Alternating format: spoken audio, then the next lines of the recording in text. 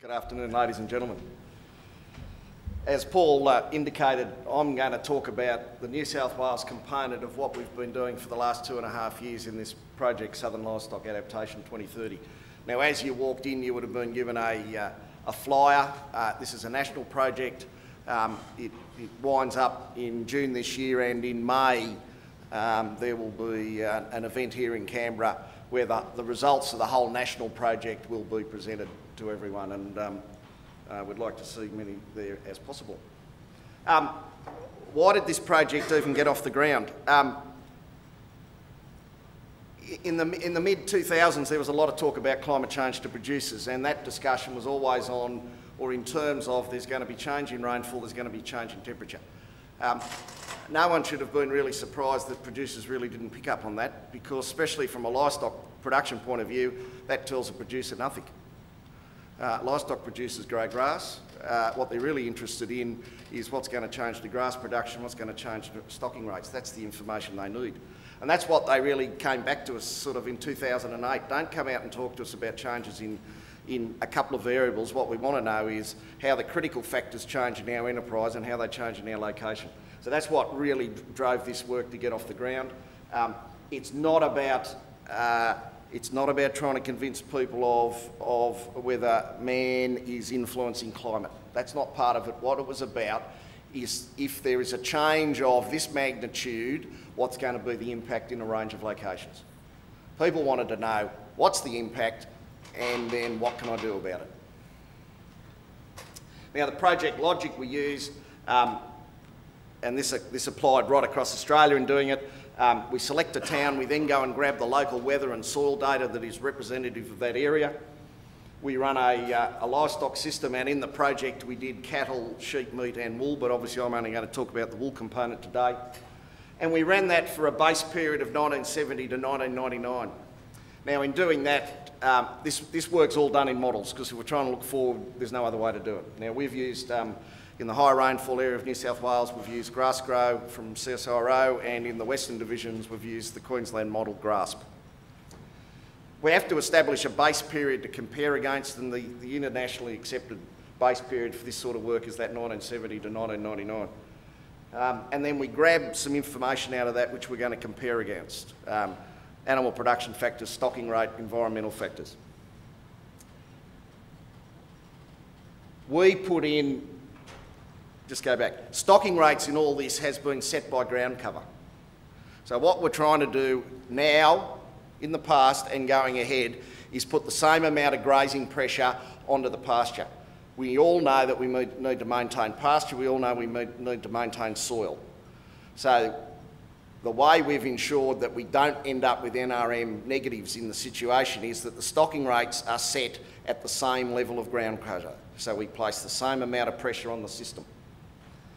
Now, we've been working with producer groups as doing this, and when we do the base run, we take it back to the producer group and we say, is the information that we've got out of it, do you look at that data and say, yes, it is relevant?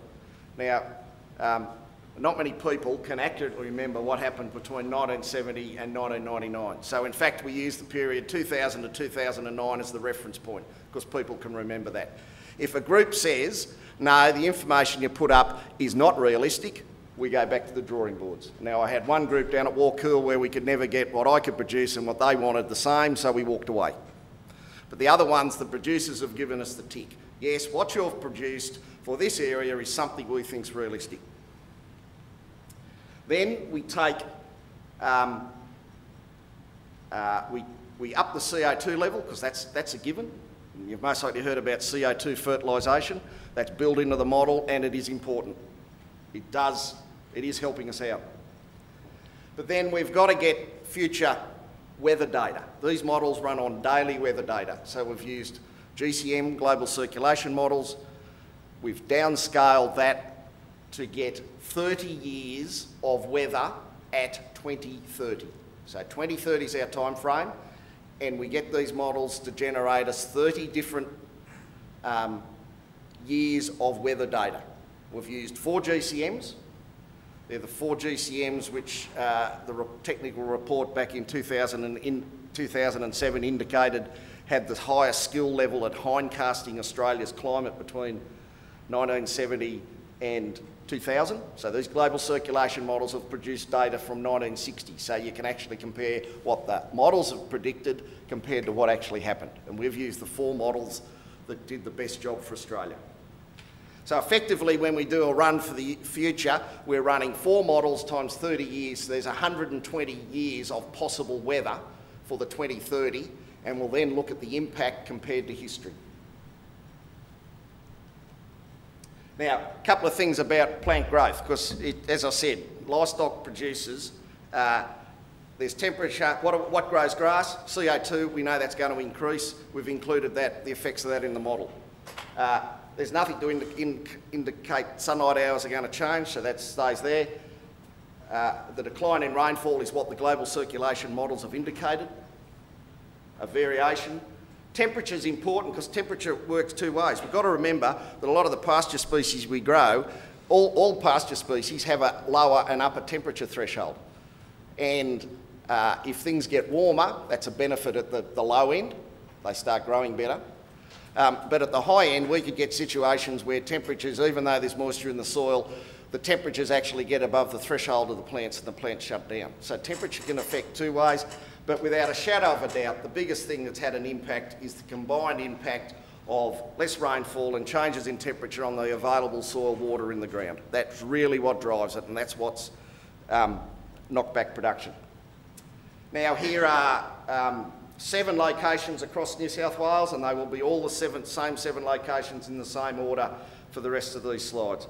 So the first column is just giving you the amount of annual pasture production for the base period. But then for the 2030, what I've given you is the percentage change in that pasture production. So there's 2 in the middle that stand out. They're above 100%. Orange and Glen Innes. What do those 2 sites have in common? They're high rainfall and they're above 900 metres. If you're above 900 metres, your pasture's being choked by cold winter temperatures. So if winters get a bit warmer, you grow more grass. So we get into high areas of New South Wales, and every time we've looked into the high areas, high rainfall, we get that trend that in fact pasture production is going to go up.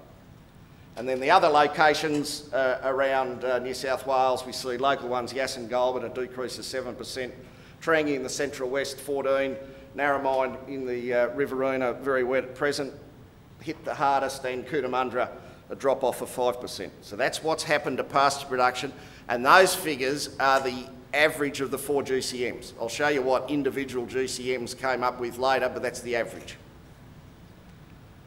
Rightio, with that decline in pasture production and the fact that we've got the same ground cover rule applied, what's happened to stocking rate? So the first column is the same. So if you remember, for Yass and Goulburn, pasture production was back by 7%, but stocking rates are back by 30%. The problem we're getting, even though pasture production hasn't dropped much, the growing season has got tighter. Starts later in autumn, ends in spring, but we're growing more in winter. So the extra growth in winter has helped mask the fact that the season's become a bit shorter, and we've had to back stocking rate off to manage ground cover over summer. So that's our Achilles heel. We've got longer summers, and to keep the adequate ground cover so we don't cause NRM issues, we've had to back off stocking rate. And then that flows through to profits. Now, the dollar figures in here, we use the prices and costs, the average prices and costs for the period 2005 to 2009. And we've kept those constant through the whole runs, the historical ones and the future runs. At no stage in this work have we attempted to take account of changes in price-cost relativity into the future. That's something for other people to look at. Orange and Glen Innes, again, that higher altitude, it's the message that's coming out in those environments. 2030 is going to be really no different, and don't worry about it, cross it off your list. The other environments, you'll see Trangie wasn't hit as much, and Trangie's getting a bit further north, so summer rainfall patterns, differences are there, so we're going to get differences between north and south and east and west. Narandra's an interesting one, and in all honesty, I can't tell you why it got kicked as hard as it did. It could be a soil issue. We could have a soil type there who was marginal for water holding capacity anyhow, and the changes in distribution has really hit it hard. right? So we've seen as we go on from changes to pasture, changes to stocking rate, changes to profit, the numbers have got lower, unfortunately.